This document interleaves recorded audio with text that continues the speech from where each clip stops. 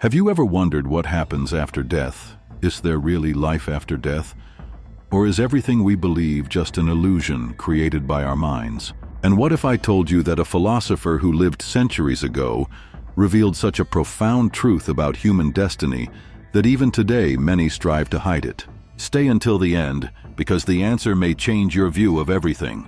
In this video, we will explore the revolutionary ideas of Baruch Spinoza, one of the most controversial thinkers in history, and how his vision of life, death, and spirituality challenges religion and science in ways you never imagined. Get ready for a deep dive into something that many prefer not to discuss. Baruch Spinoza was born in 1632 in Amsterdam, at a time when philosophical and religious ideas were deeply intertwined. Born into a Jewish family, Spinoza was a great thinker of the 17th century whose ideas about the nature of reality, God, and the soul directly challenged the religious norms of his time. God is not a personal being, but the very nature of the universe. This statement by Spinoza was revolutionary. For him, God was not a separate being or a cosmic judge as traditional religion claimed, but the totality of nature, an impersonal principle that governed everything that exists. This meant that the universe and everything in it were not under the control of an individual God, but of a natural and impersonal order, something that sounded heretical and unacceptable to many. Spinoza was not just a philosopher concerned with questioning religion. He had a deeply rational and interconnected view of the universe. For him, reality as a whole was a manifestation of a single substance, which he called God or nature, Deus sive Natura. In this concept, there is no separation between the creator and the creation, and everything that happens in the world is an expression of this substance. Nature is not just the world around us, but also ourselves, with our minds and bodies. Now, imagine, if everything, even the human soul, is part of this unique substance, what does this tell us about life after death? Spinoza presents us with a disconcerting idea. He suggests that the human soul is not something immortal, as many religions teach, but a modification of the divine substance that exists while we are alive. When the body dies, what us remains. The soul does not go to heaven or hell. It will not be rewarded or punished. It simply returns to the natural cycle of existence. For Spinoza, death is not a final judgment, but just the conclusion of what he would call a particular mode of existence. His view of death is an eternal return to nature. What we call soul is an aspect of the divine substance, and like all matter, it transforms. In other words, the human soul is not a separate being, but an expression of a universal and impersonal force. This thought is profoundly liberating because it allows us to face death not with fear, but with the acceptance that we are part of something much greater than ourselves. But this raises a crucial question. Was the idea of an eternal soul, of continuity beyond death, created by men to fill an existential void? Is faith in life after death, with its promises of salvation or condemnation, not an attempt to give greater meaning to life that would otherwise seem insignificant? Science and faith, two seemingly opposing fields, but which are actually becoming increasingly interconnected when it comes to the question of life after death. Science seeks objective answers based on evidence and experiments.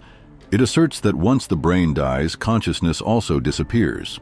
For scientists, death is the definitive end, and any belief in an afterlife is considered superstition or myth. But on the other hand, religion proposes that the soul is eternal, a reflection of a God who created us and who will judge our actions at the end of life. In a conversation between science and faith, Spinoza emerges as a thinker who challenges both sides. He did not deny the existence of something higher, a universal order, a divine principle that permeates everything. However, he believed that this God was not a personal being, but an impersonal and universal force that governed all of nature. This is where he establishes a breaking point with traditional religions. If God is in everything, then there is no need for a paradise or hell. There is no soul that ascends or descends. There is only the continuity of life, the natural transition of things. This view, although it may seem desolate to those who believe in an eternal paradise, is profoundly liberating as it proposes that life is meaningful in itself. There is no need for a final judgment to validate the morality or meaning of our actions. Existence is valid to the extent that we are part of something larger, a web of natural relationships. But is this view of Spinoza a threat to religious control? After all, religion in many cultures survives through the promise of an afterlife. What would happen if people began to believe that death is not a transcendental end, but just a natural change? How would that change morality, fear, and human expectations about what is to come? The relationship between spirituality and life after death has always been one of humanity's most complex and debated issues. Spirituality, in its essence, seeks to understand the meaning of life and the final destiny of the soul. For traditional religions, life after death is the great mystery, the place where actions on earth are rewarded or punished. Christianity, Islam, and Judaism, among others, speak of heaven and hell as spiritual destinations. But what if that view is not the only possibility? Spinoza offers us a radical vision.